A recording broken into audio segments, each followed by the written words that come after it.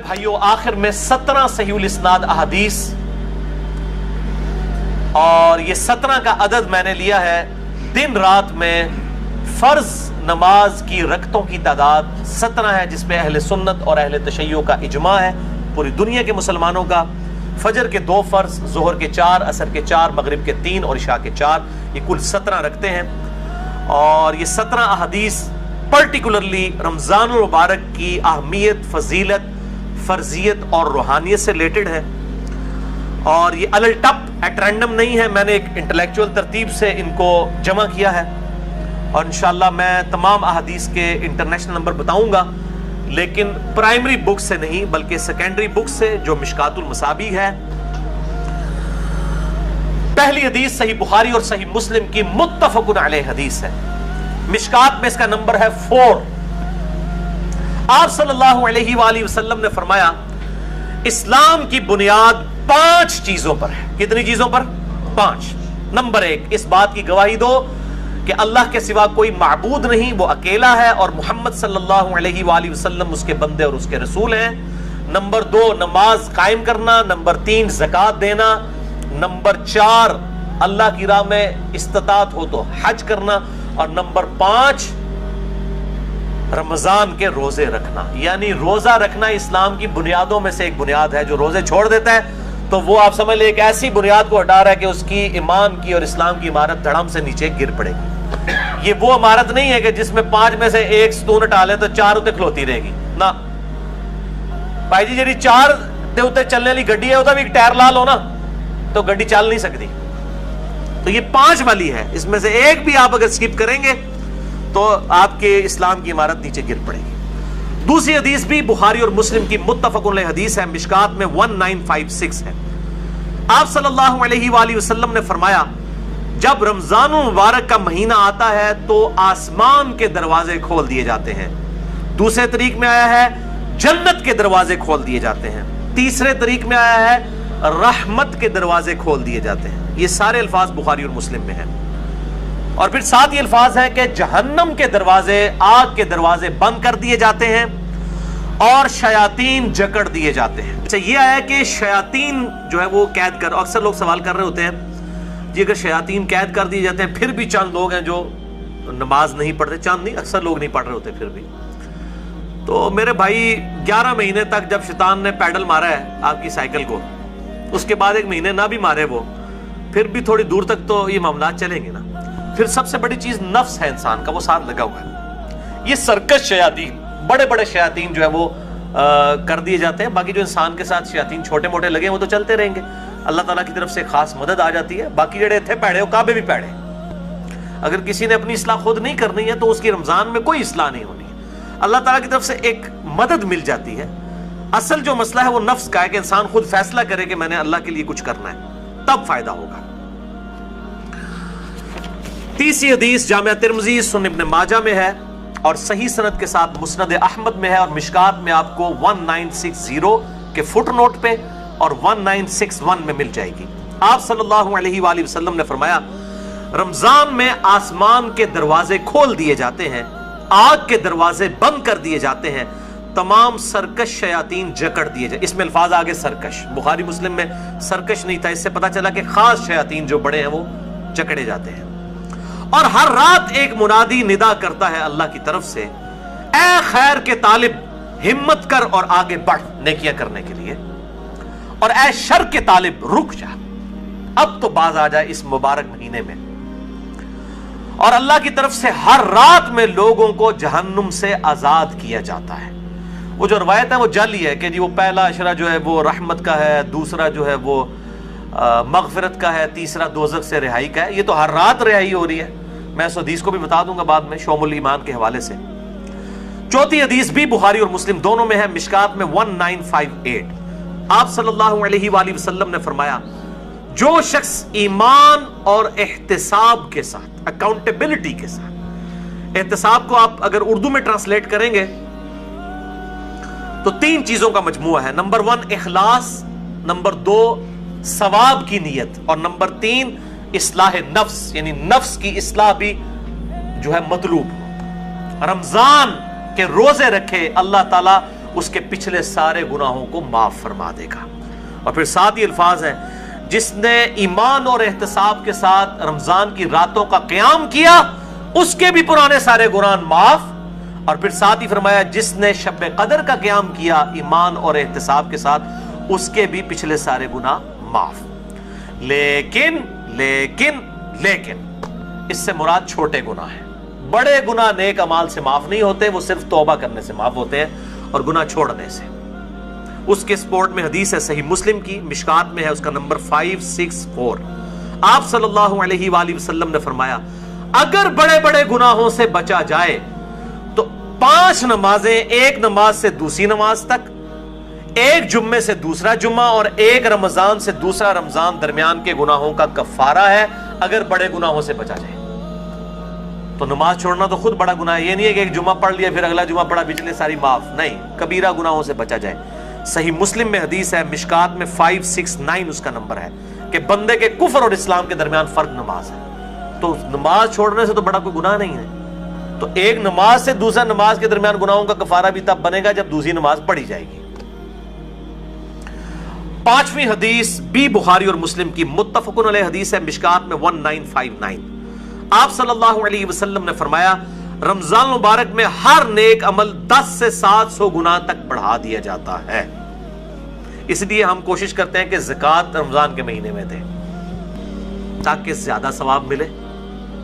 اور پھر زکوٰۃ ہوتی بھی لیونر ایئرز کے اعتبار سے، وہ سولر ایئرز کے اعتبار سے نہیں دینی ہوتی ہے، چاند کے مہینوں کے اعتبار سے دینی ہوتی ہے، تو وہ آسان ہو جاتا ہے حساب رکھنا۔ ویسے آپ ایک رمضان میں نکال لیں اور پھر پورا سال دیتے رہیں، یا اگلے سال کی بھی پیشگی نکالی جا سکتی ہے۔ زکوٰۃ میں میں نے ڈیٹیل سے لیکچر مسئلہ نمبر 95A اور B دے دیا، جسے شوق ہو تو وہ دیکھیں۔ اور ساتھ ہی الفاظ ہیں بخاری و مسلم کے، اللہ تعالیٰ فرماتا ہے بے شک روزہ خاص میرے لیے ہے اور میں ہی اس کی جزا دوں گا۔ باقی نیکیوں کا تو پتہ چل جاتا ہے، روزہ انسان اور اس کے رب کے درمیان ایک راز ہے، اگر کسی شخص نے خود نہیں بتایا تو وہ چھپ کر کھا پی لے تو پتہ نہیں چلے گا۔ تو اللہ تعالیٰ ہمارا یہ میرے اور میرے بندے کے درمیان چونکہ خاص عبادت ہے، خاص میرے لیے ہے، میں اس کی جزا دوں گا۔ اور پھر 7 الفاظ ہیں، میرا بندہ اپنی خواہش اور کھانے کو میری وجہ سے ترک کرتا ہے۔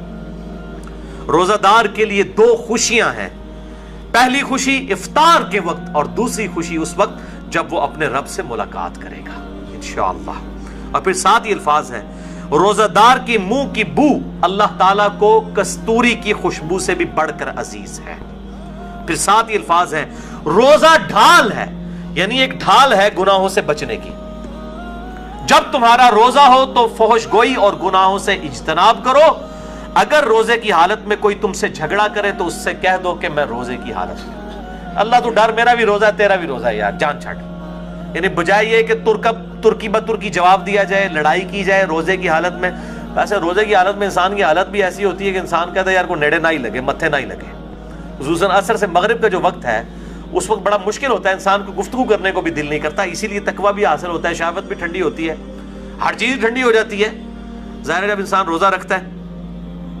تو روزہ ڈھال ہے، جب تمہارا روزہ ہو تو فحش گوئی مت کرو، گناہوں سے بچو، اور جب کوئی جھگڑا کرنے لگے اس سے کہہ دو کہ میرا روزہ ہے۔ 6 حدیث سنن نسائی اور مسند احمد میں ہے، مشکات میں 1962۔ آپ صلی اللہ علیہ وآلہ وسلم نے فرمایا تمہارے پاس رمضان مبارک کا مہینہ آیا ہے، اللہ نے اس کے روزے تم پر فرض کیے ہیں، اس میں آسمان کے دروازے یعنی جنت کے دروازے کھول دیے جاتے ہیں، جہنم کے دروازے بند کر دیے جاتے ہیں۔ جنت کے 8 دروازے ہیں اور دوزخ کے 7، اور سرکش شیاطین جکڑ دیے جاتے ہیں۔ اس ماہ میں ایک رات ایسی ہے جو 1000 مہینوں سے افضل ہے، جو ہم پچھلی دفعہ مسئلہ نمبر نیو 44 میں ڈسکس کر چکے ہیں۔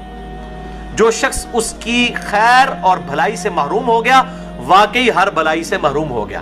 اور میں نے شب قدر کو پانے کا آسان طریقہ بتایا تھا، وہ جسے شوق ہو تو وہ لیکچر دیکھ سکتا ہے۔ اچھا، اسی کانٹیکسٹ میں ایک مشہور حدیث ہے جو اکثر ڈاکٹر اسرار صاحب بھی بیان کرتے تھے، لیکن وہ سخت ضعیف روایت ہے۔ اس میں کافی الفاظ تو باقی احادیث بخاری مسلم میں اور اس میں بھی موجود ہیں، لیکن کچھ الفاظ جو ہے اس کے ضعیف ہیں۔ وہ شعب الایمان امام بیہقی کی کتاب سے ہے اور مشکات میں 1965 نمبر ہے کہ آپ صلی اللہ علیہ وسلم نے شعبان کی آخری رات میں صحابہ سے خطاب کیا کہ اب رمضان کا مہینہ شروع ہونے والا ہے اور یہ برکتیں ہیں، وہ ساری وہی ہیں جو ہم ڈسکس کر چکے۔ اس کے اینڈ پہ آتا ہے کہ اس کا پہلا عشرہ، پہلے 10 دن رحمت کے ہیں، دوسرے 10 دن جو ہیں وہ مغفرت کے ہیں، اور تیسرے 10 دن جو ہیں وہ دوزخ سے چھٹکارے کے ہیں. اور پھر لوگوں نے اس کے اوپر خود سے وہ دعائیں بھی ڈیوائز کر لی ہوئی ہیں. بالکل جعلی روایت ہے یہ. اور اس کے ایک طریق کے اندر علی بن زید مشہور ضعیف راوی ہے، اور دوسرے طریق میں سلیمان راوی جو ہے وہ منکر الحدیث ہے. منکر الحدیث وہ راوی ہے جس کی حدیثیں ترک کر دی جائیں، یہ شدید ترین جرح ہوتی ہے. اسی طریقے سے یہ اکثر رمضان سے پہلے بھی وہ یہ میسج چل رہا ہوتا ہے کہ جس نے رمضان کے چاند دیکھنے کی خوشخبری، تو یہ وہ سب جعلی جھوٹی روایتیں ہیں. اور اس طرح کی روایتیں بالکل آگے بیان نہ کیا کریں، ان کی کوئی اصلیت نہیں ہے. اللہ سے ڈر جائیں. مسئلہ نمبر 36 ہے میرا ضعیف الاسناد اور من گھڑت احادیث کے فتنے کا تحقیقی جائزہ. 7ویں حدیث بھی بخاری اور مسلم دونوں میں. آپ دیکھ لیں اکثر حدیثیں بخاری اور مسلم سے ہیں. مشکات میں 1957 اس میں الفاظ ہے کہ جنت کے 8 دروازے ہیں، ان میں سے ایک دروازے کا نام ہے الریان، جو خاص ان لوگوں کے لیے ہے جو روزہ دار ہیں. ان کو اس دروازے سے آواز دی جائے گی کہ جو دنیا میں روزہ رکھا کرتے تھے.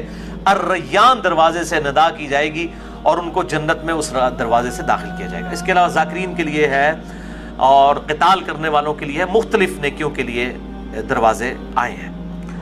8ویں حدیث بھی بخاری اور مسلم دونوں میں ہے. مشکات میں 2053 آپ صلی اللہ علیہ وآلہ وسلم نے فرمایا، جو شخص اللہ کی راہ میں، یعنی اس راہ میں مراد جہاد اور قتال، اللہ کی راہ میں نکلنا، نیکی کے اعمال کرنا اور قتال کے لیے سب کچھ اس میں شامل ہے، فی سبیل اللہ کے الفاظ ہیں، اس حالت میں بھی روزہ رکھے تو اللہ تعالیٰ اس کے اور دوزخ کے درمیان 70 سال کی دوری ڈال دے گا، جو اللہ کی راہ میں روزہ رکھے. اور اسی کا ایک طریق ہے جامعہ ترمذی میں، مشکات میں ہے 2064. پچھلا بخاری اور مسلم کا تھا، مشکات میں 2053 تھا، یہ مشکات میں 2064 ہے کہ جو شخص اللہ کی راہ میں نکل کر روزہ رکھے، اللہ تعالیٰ اس کے اور جہنم کے درمیان زمین و آسمان کے فاصلے کے برابر دوری قائم کر دے گا. یہ بات سمجھانے کے لیے. 9ویں حدیث جامعہ ترمذی، سنن الکبریٰ البیہقی اور شرح السنہ امام بغوی کی کتاب میں ہے، اور مشکات میں 1992 ہے. آپ صلی اللہ علیہ وسلم نے فرمایا، جو شخص کسی روزہ دار کا روزہ افطار کروائے یا کسی مجاہد کی تیاری کروا دے، اس کو بھی اس کی مثل ثواب ملے گا. اور یہ کرنا چاہیے. آپ سامنے بیٹھے ہوں، آپ اپنے حصے کی کھجور کسی اور کو دیں، جیسا مسجد میں ہوتا ہے لوگ اپنے گھر سے کھجوریں لے آتے ہیں، آپ اپنے حصے کی کھجور کسی اور کو دیں، اس کے حصے کی خود لیں، تو ڈبل روزے کا ثواب کمائیں. چوپڑیاں نہ لے دو تو روزہ کھلوانے والے کے ثواب میں اس کو بھی وہ ثواب ملے گا، اور جس نے رکھا ہے اس کے ثواب میں کمی بھی نہیں ہوگی. 10ویں حدیث جامعہ ترمذی اور سنن ابن ماجہ سے ہے، اور مشکات میں 2249 ہے. آپ صلی اللہ علیہ وآلہ وسلم نے فرمایا، 3 آدمیوں کی دعا ضرور قبول ہوتی ہے. نمبر 1، روزہ دار جب افطار کے وقت دعا کرتا ہے. نمبر 2، عادل بادشاہ. اور نمبر 3، مظلوم کی دعا. اب وہ دعا کی قبولیت کس فارم میں ہوگی، یہ بڑی ڈیٹیلز ہیں. مثلا نمبر 82 میرا ریکارڈڈ ہے، جسے شوق ہو تو وہ دیکھ سکتا ہے. 11ویں حدیث یہ واحد ہے جو مشکات میں نہیں ہے، سنن ابن ماجہ میں ہے 1753. جو پچھلی تھی وہ سنن ابن ماجہ میں 1752 ہے، جو مشکات میں 2249 ہے. یہ مشکات میں نہیں لیکن سنن ابن ماجہ میں. اس سے اگلی حدیث ہے 1753 کہ آپ صلی اللہ علیہ وآلہ وسلم نے فرمایا، افطار کے وقت کی گئی دعا رد نہیں کی جاتی. اس میں الفاظ تھے کہ دعا قبول ہوتی ہے، اس میں الفاظ ہے رد نہیں کی جاتی.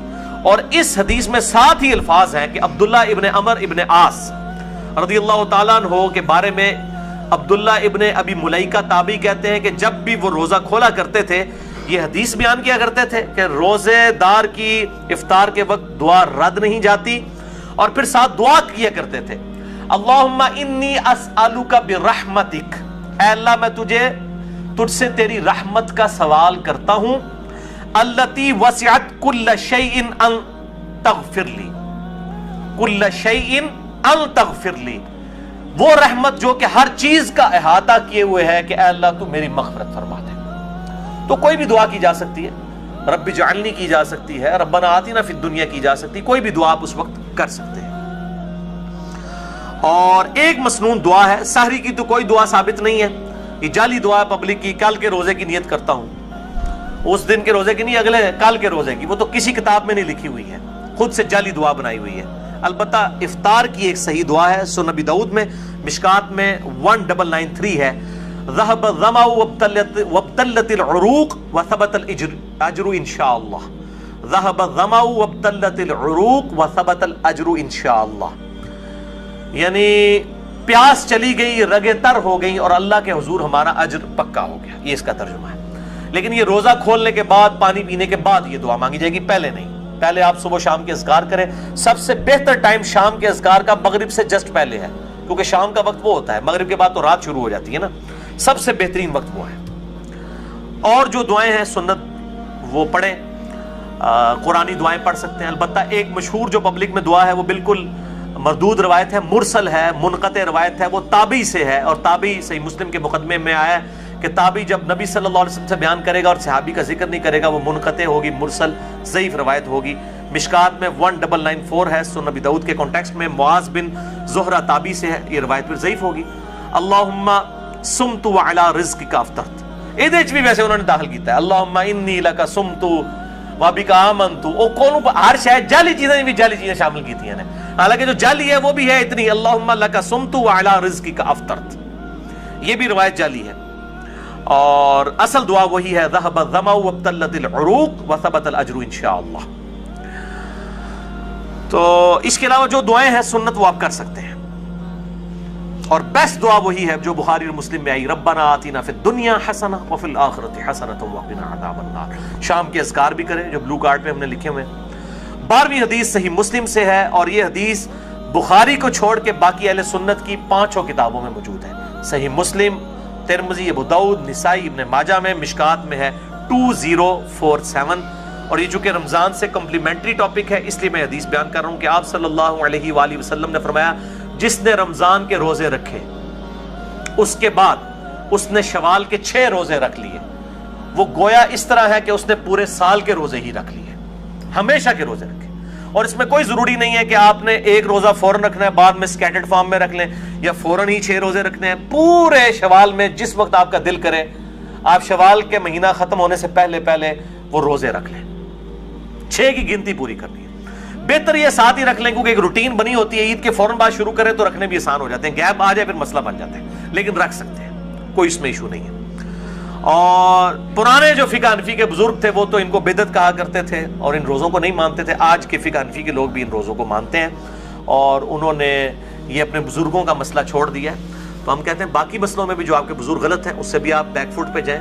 اور میں جب حنفی تھا، بریلوی تھا، اس وقت بھی میں یہ 6 روزے، میں تو الحمدللہ اپنی بالکل ینگ ایج سے 1994 FSC لیول سے ابھی تک میں مسلسل یہ روزے رکھتا چلا آ رہا ہوں. یہ میں کو مشہوری کے لیے بتا رہا ہوں کہ اس وقت بھی مطلب یہ چیز اسٹیبلش یہ سب کے ہاں ہے. لیکن بعض جو غالی قسم کے حنفی ہیں جس طرح مفتی زر ولی ہے، اس نے تو باقاعدہ اس کے خلاف کتاب پوری لکھ دی ہے. اس نے کہا میرا بابا صحیح ہے، یہ 5 کتابیں غلط کہہ رہی ہیں. وہ کہہ رہا ہے میں اس روایت کو نہیں مانتا جو ہمارے بزرگوں کے خلاف ہے. اس نے شوال کے 6 روزوں کے خلاف کتاب لکھی ہے، اندازہ کریں. وہ جو ہر ایک جو عالم دین کے اوپر کامنٹس دیتا ہے، مفتی زر ولی کراچی کا. تو میں اس لیے بتا رہا ہوں کہ یہ 5 کتابوں میں ہے، مسلم، ابو داؤد، ترمذی، نسائی، ابن ماجہ میں، مشکات میں 2047 ہے. اب میرے بھائیوں آخری 5 حدیثیں، یہ 12 ہو گئی. اب یہ 17 بھی 2 نسبتیں تھیں، 12 اور 5 کی. یہ 5 حدیثیں رمضان مبارک کی روحانیت سے ریلیٹڈ ہے. 13ویں حدیث صحیح بخاری سے، مشکات میں 1999. آپ صلی اللہ علیہ وسلم نے فرمایا، یہ بڑی سخت الفاظ ہیں اور یہی اصل میں حاصل ہیں یہ 5 حدیثیں. جو شخص روزے کی حالت میں بھی جھوٹ بولنا اور برے اعمال کرنا نہ چھوڑے تو اللہ تعالیٰ کو اس کے بھوکا اور پیاسا رہنے کی کوئی پرواہ نہیں ہے. یعنی وہ سمجھ رہا ہے میں بھوکا اور پیاسا ہوں، جھوٹ بھی بول رہا ہے، امانت میں خیانت بھی کر رہا ہے، گناہ بھی اسی طریقے سے کر رہا ہے، اور روزہ ٹھنڈا کرنے کے لیے بیہودہ فلمیں بھی دیکھ رہا ہے، اور جناب فجر کی سحری کرنے کے بعد نماز پڑھ کے آ کے جوئے کے اوپر کرکٹ کھیل رہا ہے روزہ ٹھنڈا کرنے واسطے. تو اللہ تعالیٰ کو کیا پرواہ ہے؟ اللہ تعالیٰ کو تو دھوکہ نہیں دیا جا سکتا. 14ویں حدیث سنن دارمی سے ہے، مشکات میں 2014 صحیح سند کے ساتھ. آپ صلی اللہ علیہ وسلم نے فرمایا کتنے ہی روزہ دار ایسے ہیں کہ جنہیں اپنے روزے سے بھوک اور پیاس کے علاوہ کچھ نہیں ملتا، کوئی اجر نہیں ملتا، بس بھوکا پیاسے ہی رہتے ہیں. اور کتنے ہی قیام اللیل کرنے والے ایسے ہیں کہ جنہیں سوائے جاگنے کے کچھ نہیں ملتا. وہ انتظار ہی کرتے ہیں رکوع جدو امام جانا جا کے شامل ہوندے نے، اور باقی اکثر کو تو پتہ ہی نہیں کہ امام کیا پڑھ رہا ہے، وہ تو یہ اس انتظار میں ہوتے ہیں کہ کب یہ جو ہے نا وہ رکوع میں جائے. تو بیچارے ظاہر ہے کہ وہ اپنی نیند ہی قربان کر کے آ رہے ہوتے ہیں. اس سے بہتر ہے کہ گھر اپنے جو وہ نوافل پڑھنے پڑھ کے سو جائیں، بجائے یہ کہ آپ تکلیف میں کھڑے ہوں اور قرآن سن کے آپ کو بار بار یہ خیال آ رہا ہو کہ قدر رکوع کس ٹائم جاندہ ہے اور سمجھ بھی نہ آ رہا ہو. تو بہتر ہے پھر گھر میں بیٹھ. کتنے ہی قیام کرنے والے ایسے ہیں کہ ان کو جاگنے کے سوا کچھ حاصل نہیں ہوتا. بالکل ایسا ہی ہے. 15ویں حدیث بڑی مشہور ہے جامعہ ترمذی کی، مشکات میں 927. آپ صلی اللہ علیہ وآلہ وسلم نے فرمایا اس شخص کی ناک خاک آلود ہو جائے، یعنی وہ تباہ و برباد ہو جائے. یہ عرب کا محاورہ تھا. جس کے سامنے میرا ذکر ہو اور مجھ پر درود نہ پڑھے. اللہم صلی علی محمد وعلی آل محمد. اور ساتھ ہی دوسری بات ارشاد فرمائی اس شخص کی ناک خاک آلود ہو جائے جس کے پاس رمضان آ کر چلا جائے اور وہ اللہ سے اپنی مغفرت نہ کروا سکے. اتنا بہترین نیکیوں کا موسم آئے اور اپنی مغفرت نہ کروا سکے. برباد ہو جائے ایسا شخص جو رمضان میں اپنی مغفرت نہ کروا سکے. اور تیسری چیز فرمائی اس شخص کی ناک خاک آلود ہو جو اپنے ماں باپ میں سے دونوں یا کسی ایک کو بڑھاپے کی حالت میں پائے اور پھر ان کی خدمت کر کے جنت نہ کما سکے. اس کو بھی برباد ہی ہو جانا چاہیے جس کے پاس اس کے ماں باپ جنت کی شکل میں دونوں یا دونوں میں سے ایک موجود تھا کہ اس کی خدمت کرتا. اور یہ جو الفاظ ہے نا کہ اس کی ناک خاک آلود ہو، برباد ہو جائے جو ماں باپ کو کی خدمت کر کے جنت نہ کما سکے، یہ الفاظ صحیح مسلم میں بھی موجود ہیں. صرف اتنے الفاظ. یہ حدیث مسلم میں بھی ہے اتنے الفاظ کے ساتھ. اچھا، اسی حدیث کا ایک مشہور طریق ہے، وہ مشکات میں تو نہیں ہے، المستدرک للحاکم میں ہے صحیح سند کے ساتھ 7256، جس کے امام حاکم نے بھی تصحیح کی ہے، امام ذہبی نے بھی، شیخ البانی نے بھی اور شیخ زبیر علی زئی صاحب نے بھی رحمہم اللہ اجمعین. بڑی مشہور حدیث ہے کہ آپ صلی اللہ علیہ وآلہ وسلم ایک دن ممبر پر چڑھے، پہلی سیڑھی پر قدم رکھا تو فرمایا آمین، پھر دوسری پر رکھا فرمایا آمین، پھر تیسری پر رکھا تو فرمایا آمین. صحابہ نے پوچھا آج آپ نے ایسا عمل کیا جو اس سے پہلے کبھی نہیں کیا؟ تو آپ صلی اللہ علیہ وآلہ وسلم نے فرمایا کہ جبرائیل علیہ السلام حاضر خدمت ہوئے تھے اور انہوں نے مجھ سے ریکویسٹ کی کہ میں جو دعا کروں اے اللہ کے محبوب صلی اللہ علیہ وآلہ وسلم آپ اس میں مہر ثبت کریں آمین کہہ کر. تو جبرائیل نے پہلی دعا کی کہ برباد ہو جائے وہ شخص جس کے سامنے میرا ذکر ہو اور وہ مجھ پر درود نہ پڑھے. اللہم صلی علی محمد وعلی آل محمد. تو میں نے کہا آمین، برباد ہو جائے واقعی. دوسری بات، اس میں ترتیب ذرا ڈیفرنٹ ہے. دوسری ترتیب جو ہے اس میں دوسرے والی الفاظ ڈیفرنٹ ہے. اس میں الفاظ ہیں دوسرے، برباد ہو جائے وہ شخص کہ جس کو ماں باپ دونوں یا دونوں میں سے کوئی ایک بڑھاپے کی حالت میں ملے اور وہ ان کی خدمت کر کے جنت نہ کما سکے. تو میں نے کہا آمین، برباد ہو جائے ایسا شخص. اور تیسرا انہوں نے کہا کہ جو رمضان کا مہینہ پائے اور اپنی مغفرت نہ کروا سکے ایسا شخص بھی برباد ہو جائے. تو میں محمد صلی اللہ علیہ وآلہ وسلم میں نے مہر ثبت کر دی کہ واقعی وہ برباد ہو جائے. وَلِعَوْذُ بِاللَّهِ تعالی. تو میرے بھائیوں بڑے پیشن کے ساتھ اس دفعہ رمضان کو اس نیت سے گزاریں کہ انشاءاللہ اس میں ہم نے اپنی مغفرت کروانی ہے انشاءاللہ تعالی. سیکنڈ لاسٹ حدیث 16ویں، مسند احمد سے، المستدرک للحاکم سے، شعب الایمان امام بیہقی کی کتاب سے، اور مشکات میں اس کا نمبر ہے 1963. آپ صلی اللہ علیہ وآلہ وسلم نے فرمایا قیامت کے دن روزہ اور قرآن دونوں شفاعت کریں گے، اللہ کے حضور سفارش کریں گے. روزہ کہے گا اے میرے رب میں نے اس کو دن بھر کھانے پینے اور خواہشات نفسانی سے روکا رکھا، اے اللہ اس کے متعلق میری شفاعت قبول کر اسے بخش دے. اور قرآن کہے گا اے اللہ میں نے اس کو رات کے وقت نیند سے روک کے رکھا، قیام اللیل میں یہ مجھے سنتا رہا، اے اللہ میری شفاعت اس کے حق میں قبول فرما. اور اس حدیث میں الفاظ ہیں کہ اللہ تعالیٰ روزہ اور قرآن دونوں کی شفاعت قبول فرما لے گا الحمدللہ.